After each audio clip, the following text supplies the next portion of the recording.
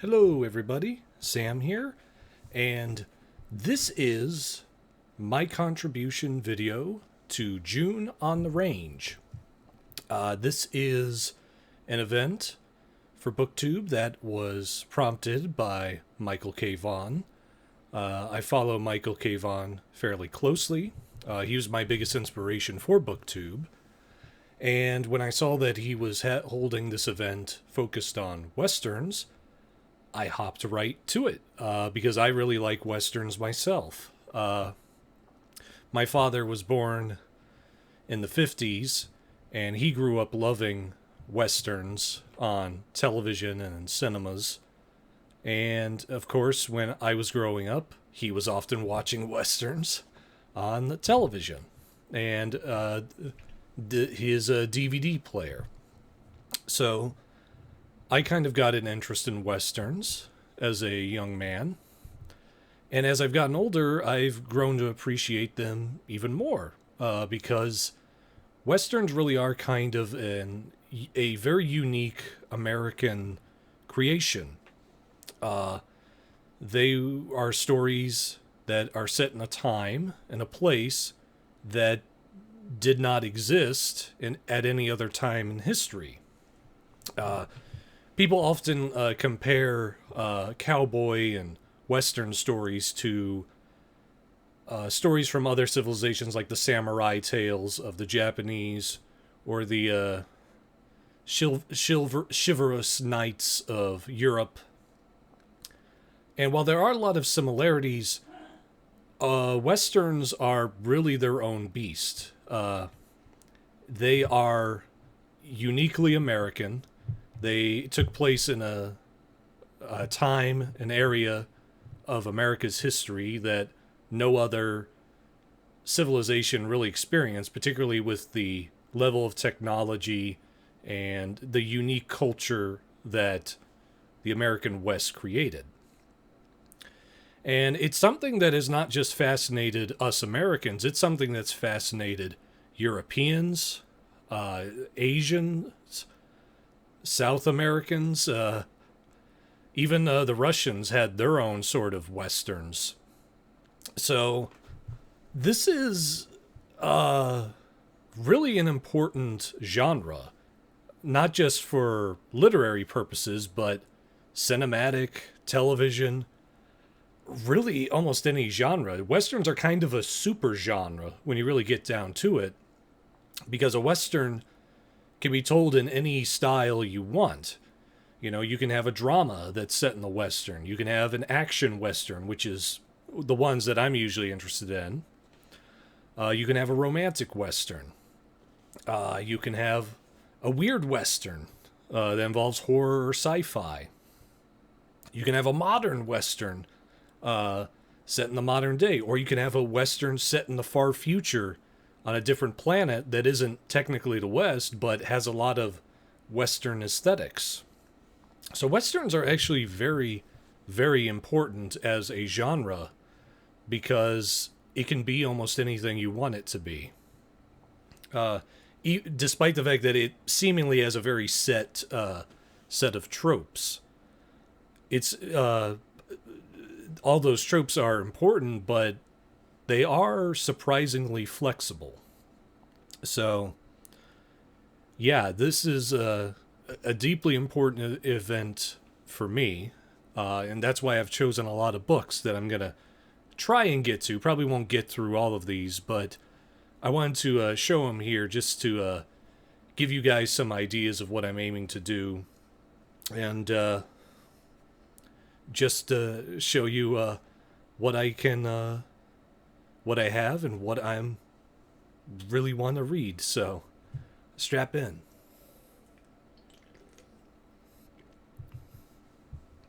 So the first bunch of books I've got are from what I'm calling the old masters. These were folks who were generally known for Westerns, and every buddy generally knows their work through their Westerns. And I will admit that some of this comes from a suggestion from Michael K. Vaughan. He was reading stories from Zane Grey and Louis L'Amour. And I decided to match his example.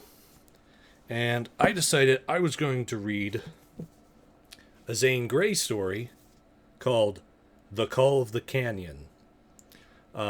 This is in a collection called the Classic Western Supergiant. This was put out by Guandanaland Comics. They generally reprinted public domain comics, but in this case they actually reprinted public domain novels. They had a couple of lines where they reprinted old pulp novels. And the one they have here for Zane Grey is The Call of the Canyon. I don't know much about it because I didn't look up anything regarding it, but it's a Zane Grey story, so I figured that's a pretty good start. So we're going to start with that one. Now, Michael K. Vaughan also mentioned Louis L'Amour. Louis L'Amour is a probably the best-known Western writer of the modern era, because he was writing Westerns well into the 80s. Even in the 80s and 90s when all the Western stories were kind of drying up, Louis L'Amour was standing pretty strong. So I decided I would start with a standalone Louis L'Amour story. I say standalone because Louis L'Amour actually did a lot of sagas that followed families throughout the history of the West. But this was one that people had told me was a standalone.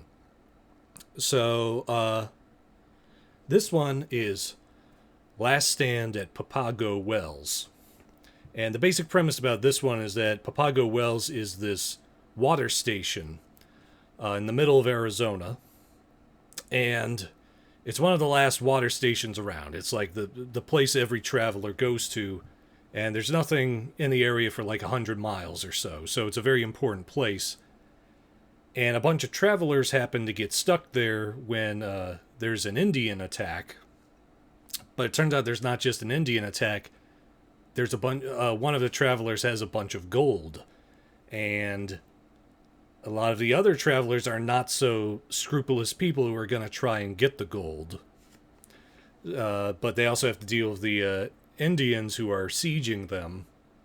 So the main character of this story is basically trying to figure out how he can not only escape the Native Americans, but make sure the gold does not get stolen. So he's in a very tight spot here. So that sounded like an interesting one. But I'm also going to be reading Louis L'Amour, another thing of Louis L'Amour's called Desert Death Song. This isn't a novel, this is a collection of L'Amour's short stories. Again, I don't know much about this, other than it's, they're a bunch of Western stories. I kind of bought this before I knew much about Louis L'Amour. I say knew much, I don't know a whole lot more about Louis L'Amour than I did back then. But yeah, this is a short story collection. I figured this would be a good thing to read, especially if Michael K. Vaughan was emphasizing Louis L'Amour. So now, Michael K. Vaughan mentioned Louis L'Amour and Zane Grey, but there was one Western writer who I was going, we need to include him because he's a very important Western writer too. And he was a Western writer that actually came up around the same time as Zane Grey. That man was Frederick Faust, better known as Max Brand. Max Brand was a huge Western writer. I learned about him from Will Murray's nonfiction essay called Word Slingers. It was all about the, I say essays, it was a full nonfiction book And Wordslingers talked about all the famous pulp Western writers and how they sort of wrote things and the trends that they followed for writing Western pulps. And Max Brand was a huge name. He was arguably as huge as Zane Grey, because he had, like Zane Grey, he actually had his own pulp Western magazine that was in his name. So he was a huge pulp writer at the time. And he kind of had a tragic ending because he became a war correspondent in World War II, and when he was in Italy, he actually got killed in 1944. So he wasn't young when he died. He was in his 50s, but he didn't live past World War II. So he kind of has this interesting enigma to him, because a lot of people think he would have written a whole lot more Westerns had he survived. And he might have made the same career move as Louis L'Amour and gone into the paperbacks. So it's sort of a what if for Max Brand. But this story, this was one I bought on Hamilton Books a while ago, and it's called The Western Double. And the whole idea of it is that there's this young Western rancher who grows up sort of bookish. His mother kind of cloisters him, wants him always in a book, wants him to get like a clean job, like as a lawyer or something. But his uncle kind of raises him tough. He takes him out to the mountains in the summer and makes him tough. And one day, the young boy leaves, and he ends up on a boat on the Mississippi. And he gets saved from this fight by this one guy. And the guy happens to look very similar to the young boy. And he's this sort of wealthy-ish guy. And he makes this interesting offer to the young boy. I say young boy, he's a young man. He's like in his 20s. And he says, hey, if you take my place during this event, I'll pay you a fair amount of money. And so the story is the young man trying to figure out, well, what's this guy's play? Why is he having me take his place? So that's kind of the mystery of why that's happening. So that'll be an interesting read. Another Max Brand story I'm going to read is from this collection from Steger Books called The Complete Adventures of Whistlin' Dan Barry. I'm not going to read all the stories in here for June on the Range, but I am going to read the first one that is titled The Untamed, because supposedly The Untamed, I'm trying to show it. Let's see if we can get it. The Untamed was supposedly, this was one of Brand's big breakthrough stories. One of the ones that put him on the map. And it features this character, Dan Barry. And Dan Barry is kind of a vigilante. He's not quite an outlaw, but he's not part of law enforcement. He's kind of his own man. And the other big thing is, you can see him here, this dog. He has sort of a weird connection with animals. Animals generally like him, and he has this sort of interesting relationship with them. So that was kind of an interesting idea, and I kind of wanted to see where that went. So we'll be checking that out.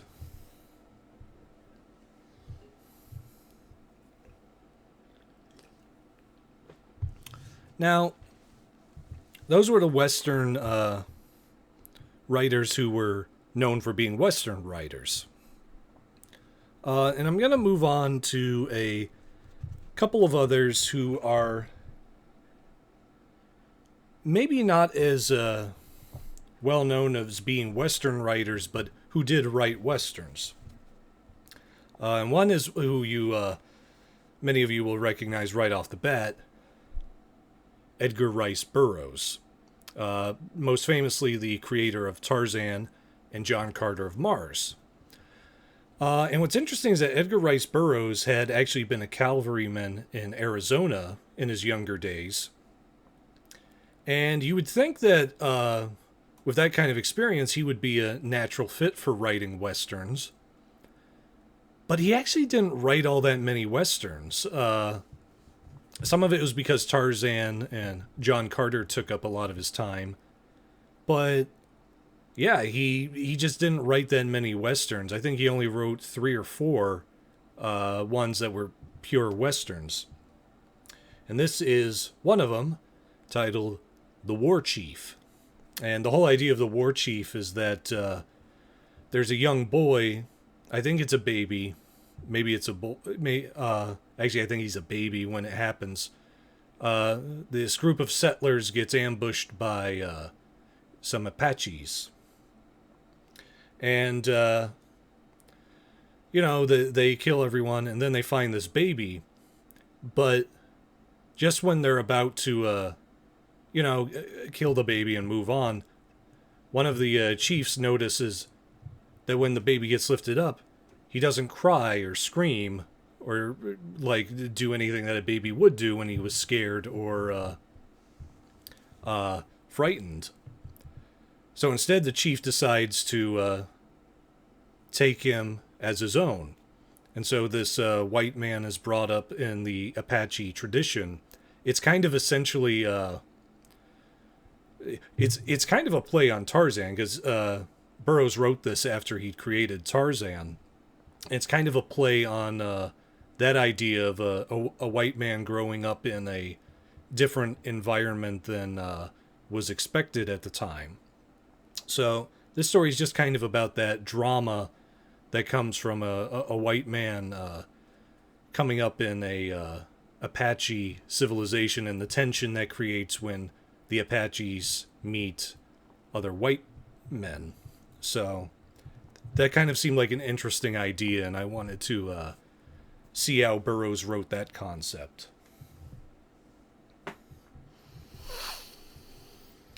Now, one thing I really wanted to do with this... Oh, hold on. There's a couple other...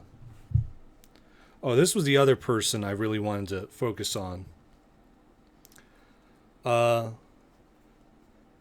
There's another writer, Lee Wells. Now, I don't know much about Lee Wells. I don't know if he was primarily a Western writer or not. But I bought this story at Pulp Fest last year called Day of the Outlaw. And the whole premise of Day of the Outlaw is that there's this ranch hand living in this small town. And a bunch of outlaws ride in and take it over. And the ranch hand wants to get rid of the outlaws. He wants to stop them from hurting the townspeople. But unfortunately, he does not have a gun. And even worse, his boss, ranch boss, throws in with the outlaws because he wants to overthrow his rival the rival ranch. He wants to get rid of them and is hoping the outlaws will help him out. So the whole idea of the story is the ranch hand trying to figure out how to navigate this terrible situation without getting gunned down. So that's kind of an interesting concept. But since we're talking about pulps, I figured I would also talk about some pulp heroes that were popular in Westerns at the time. This one is an obvious one. The Lone Ranger. This is from the Lone Ranger's Pulp magazine. He did have a Pulp magazine for a while. This was a reprint done by Adventure House. And this was the May 1937 edition with the story, The Masked Rider's Justice. And it has a Lone Ranger story in it, along with a couple of short stories and other little tidbits. So this is going to be an interesting read. I'm really excited to see what happens in this story. My father was a big Lone Ranger fan, so I have a pretty good inkling and understanding of the character. Another pulp character I wanted to focus on, who's a Western pulp hero, or heroine in this case, Senorita Scorpion. I don't know much about this character. All I know is that she was one of the few Western pulp heroines. And she had an interesting background. She kind of came up in the later days of the pulps, because I think this was, they say on the back here that she appeared 1944 to 1945. So she was kind of a latter-day pulp character. But I'm going to read through some of these stories this month, because that sounds cool, and she looks kind of interesting, so that'll be a lot of fun.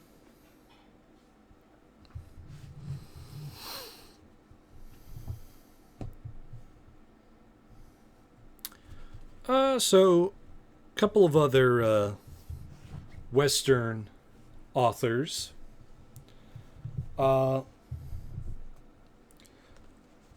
There's one here called by author Peter Brandvold, and it's a 2 collection, but I'll probably just read the first one, titled Dakota Kill, and that's essentially meant to be about this soldier Dakota Kill is about a soldier who comes home from the Apache Wars, and he comes home to find his brother's ranch has been taken over by this greedy rancher who was neighboring him. And so it starts this vendetta between the soldier and the rancher, but it gets kind of complicated because the rancher's daughter gets infatuated with the soldier. So the soldier is kind of torn between, wanting to get revenge on the rancher for killing his brother and not wanting to upset a woman he himself might be falling for. And also the rancher doesn't want to kill him because he doesn't want his daughter becoming more estranged from him. So it kind of creates this interesting melodrama. Bluestone. This is a more modern one. I think this came out 2018. Yeah. Bluestone. This is about a female sheriff. I believe her name is Bonnie. Yeah, Bonnie Lou Baker. And the whole idea is that she's a character of this sort of mining town who's got a boyfriend, and pretty much she got the job as a sheriff, mostly as a lark, because nobody really wanted the job, and she just sort of took it on because nobody else wanted it. But then a bunch of crimes start occurring, and she has to step up and actually start being the sheriff, especially when not just the criminals are pushing her, but fellow townspeople who start to want her out of the position. So that's kind of an interesting concept. I started reading this a while ago, but I kind of lost track, so I'll start up again.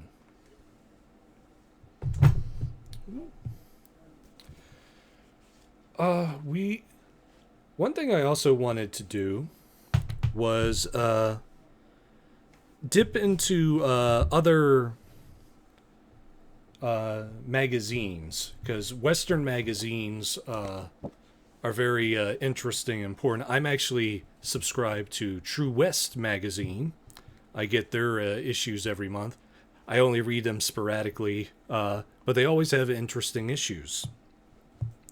But I'm going to focus on Western magazines, One of the ones I was going to read is Go West, Frontier Adventures, issue number 1 from summer 2024. I read a fair amount of this back in 2024 because I wanted to submit to Go West, and I actually had a story accepted for the second issue. We'll read that another time, but I wanted to finish reading this one. So we're going to read this for fun.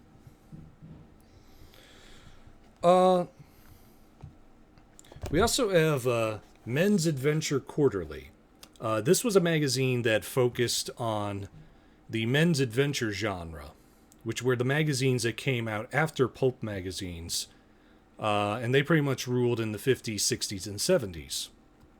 And even though pulp magazines had largely died off by that time, a lot of the pulp genres actually stuck around, including westerns. And this is the very first Men's Adventure Quarterly, and their first issue focused on westerns. I've read this once before, but I wanted to reread it, and I thought it'd be a good opportunity to show you guys what this story looked like. So, yeah, we'll be looking into this and sort of examining how Men's Adventure was slightly different to the pulp magazines.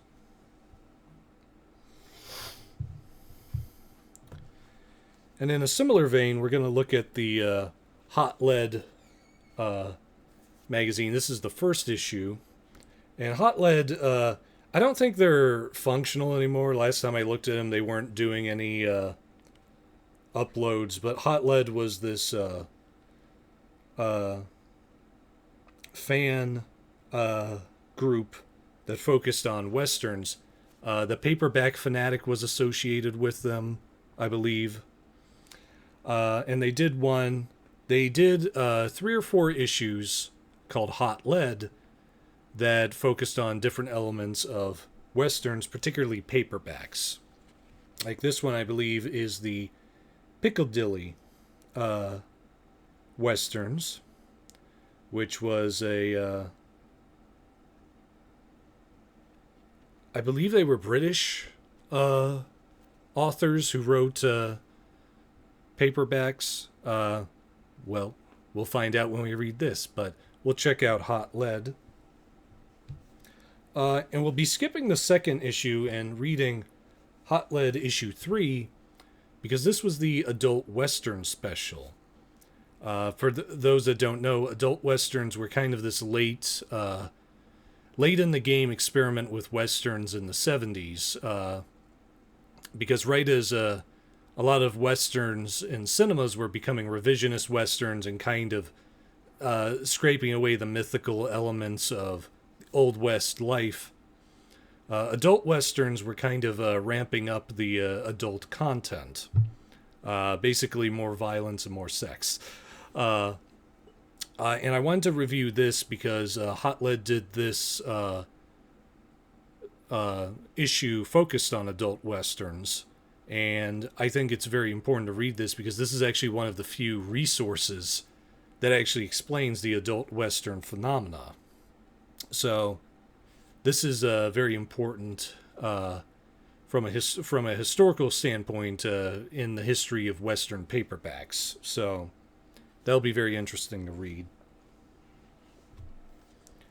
I wanted to do at least one comic for this reading event because westerns dominated comics too, and comics are reading material. I consider them books because you have to read them. So I did this collection of an old comic book called Western Love Trails. This was a reprint published by Donoghue Comics again, and Western Love Trails is like it sounds. It's Western love stories, which was kind of an interesting subgenre. I mentioned earlier that westerns could be anything, and I mentioned romantic westerns. And those were actually very profitable, not just in comics, but in pulp magazines. Wrangling Romances was a huge pulp magazine that was a Western romance. So, yeah, this is one I really wanted to look into due to that interesting element of the subgenre. And it also was only about 3 issues, so it's not terribly long to read. So, this will be very interesting to check out.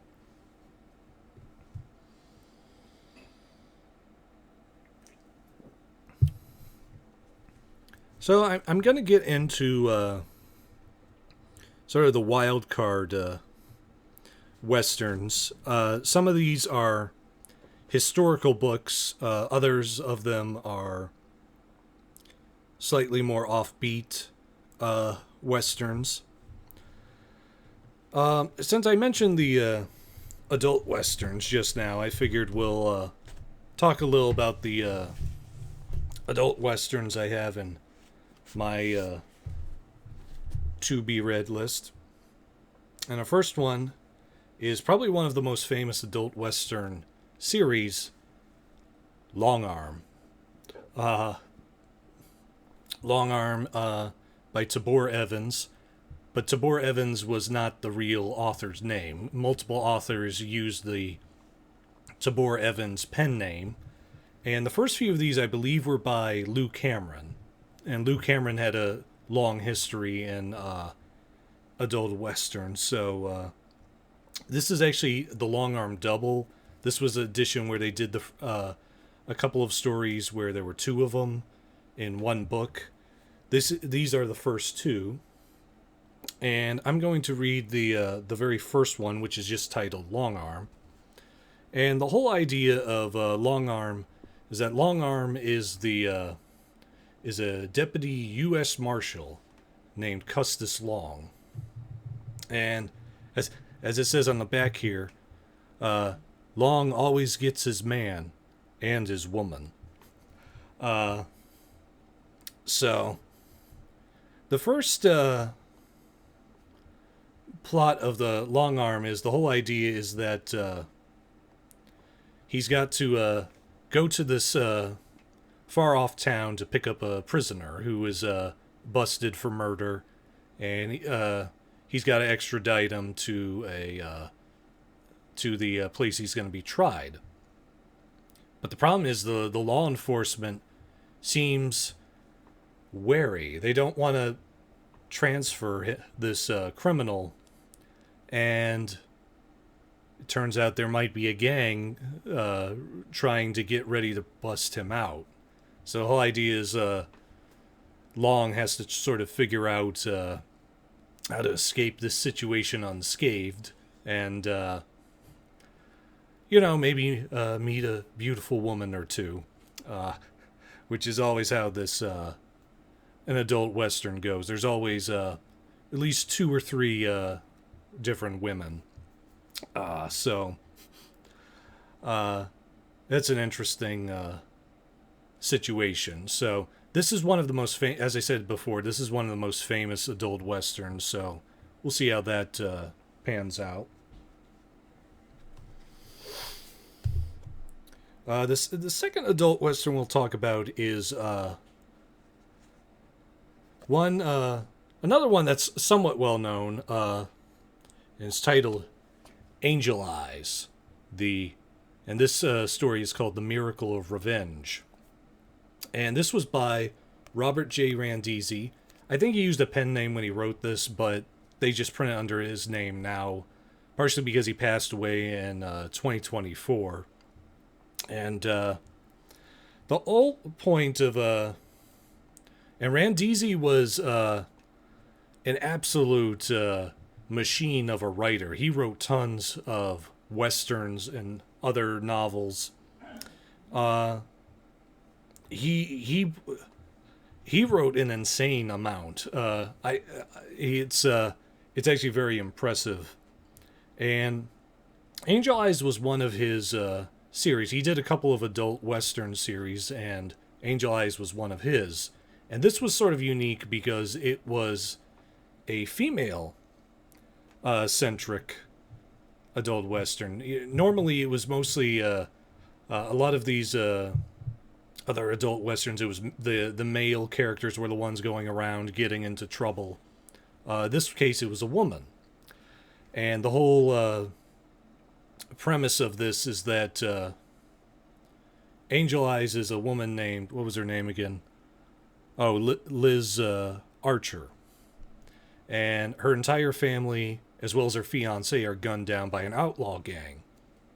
And she happens to meet, while she goes searching for him, she learns of this famous gunslinger.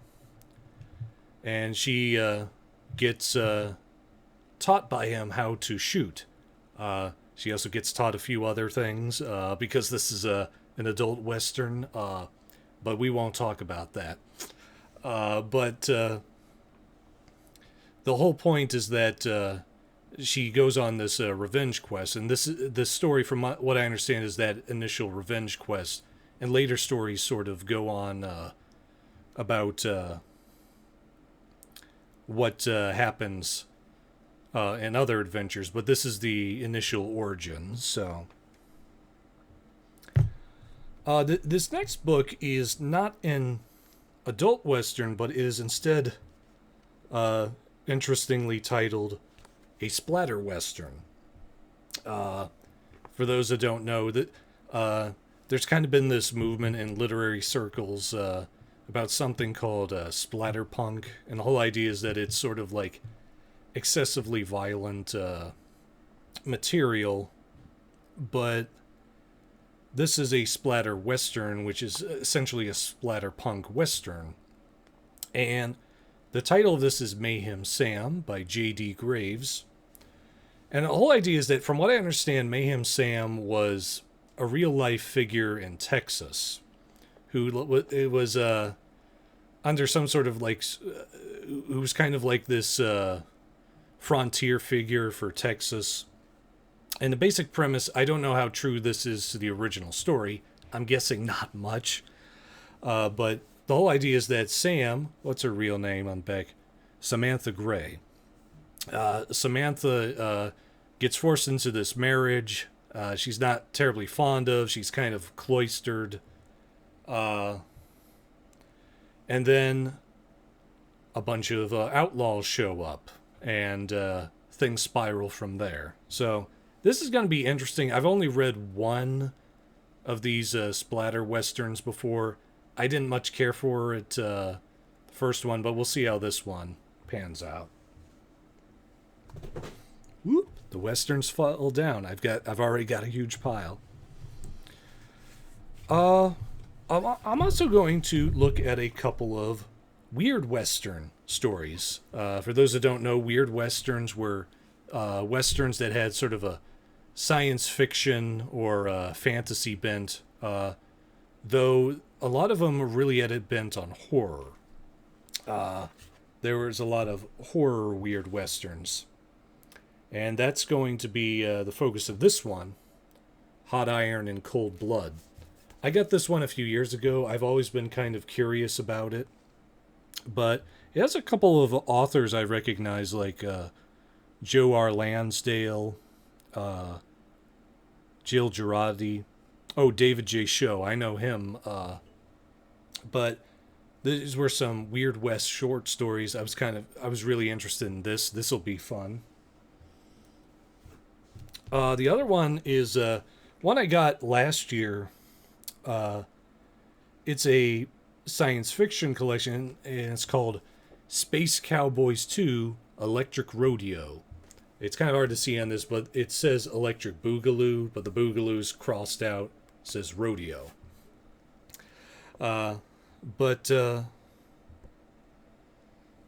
Excuse me. The whole idea of this story collection is it's essentially cowboys in space.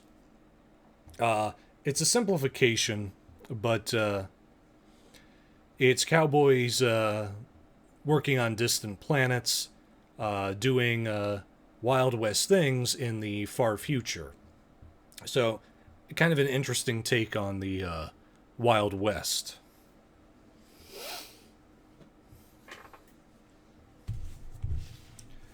The next three I'm going to do are nonfiction. These are all involving nonfiction people involved in the West. First one is titled Cold Lead, The Life, Times, and Death of 1890s Killer Tom Blank. This was one of the interesting outlaws. Tom Blank was one of those interesting outlaws who, like Jesse James, got really romanticized. People said, oh, he's great. But Mark Dugan, who wrote this, essentially is trying to point out he was not a good guy. In fact, he was probably nastier than a lot of other outlaws of the time. So this is going to be an interesting read. And this is one I started a while ago, The Notorious Life of Ned Buntline. I believe the subtitle is A Tale of Murder, Betrayal, and the Creation of Buffalo Bill. And the whole idea of it is that Ned Buntline was a writer who wrote in the format that came before pulp magazines called the dime novels. And Ned Buntline wrote a lot of stories that popularized the ideas of the West, and he did a lot of stories involving Buffalo Bill, the famous Buffalo Bill. And the whole point of this is the story is that who's the writer's name? Julia Bricklin. It's kind of showing the sort of bizarre life that Ned Buntline led. As well as the violent life that he led, because apparently he was involved in riots. He fought Native Americans. He got into a lot of fights. So this story is meant to sort of explain Ned Buntline's career as well as his life, and sort of showing how he helped formulate the ideas of the Wild West.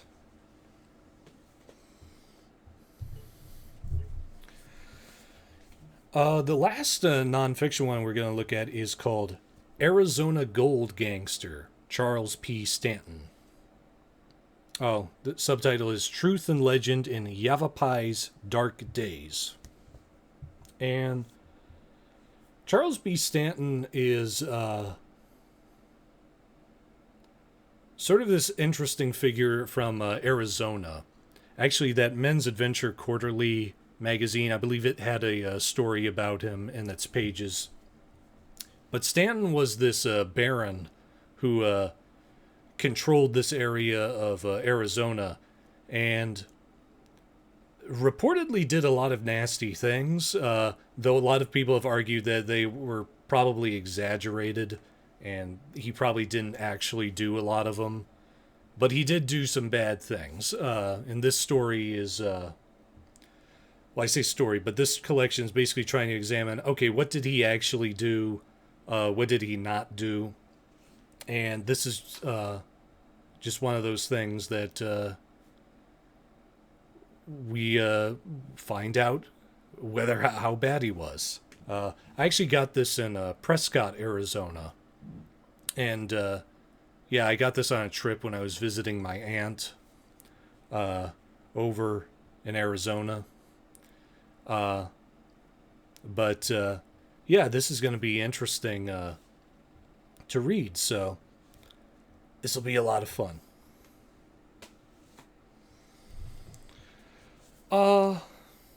This last one. This is kind of the wild card pick. The rest of them are largely writings, but this is one I was going through my collection and I realized, oh, I can read this for June on the Range. The Art of the Classic Western Movie Poster. I was slightly interested because Ed Hulse edited this. I've talked with Ed Hulse a couple of times. But yeah, this is going to be an easy one to read because a lot of it is pictures. But there is some information written about the movies and the various artworks that are done for these films.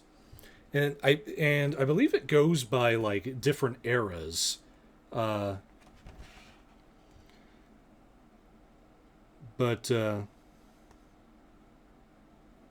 yeah, it kind of goes through the different eras of the cinematic western, sort of showing the artwork that went with them.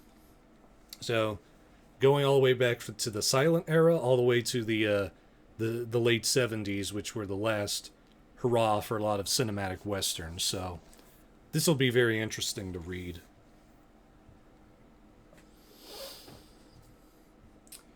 And yeah, that is all I have for June on the Range. I say all. You can't see it, but there's a whole box of westerns behind me. I actually had to pick all my westerns out of my collection and go through, okay, which ones do I want to read? Which ones do I not? And it was pretty extensive. I'm going to have plenty of westerns left to read over, even if I finish all of these. Excuse me, which I suspect I'm not going to, but I'll finish a good handful of them, and yeah, hopefully I'll contribute a lot of interesting insights to June on the Range. So thank you very much, Michael K. Vaughan, for hosting this event. I'll be sure to post all the other people that I know of participating in this event in the description, so you should check them out too. Yeah, so I'm going to finish my Blue Moon and get to reading these westerns. And I guess to be in the spirit of things, I shouldn't drink any more Blue Moon. I should drink some whiskey, just to fit the Wild West theme. So, thank you very much for watching, everyone, and I hope to see you in June. All right. Bye.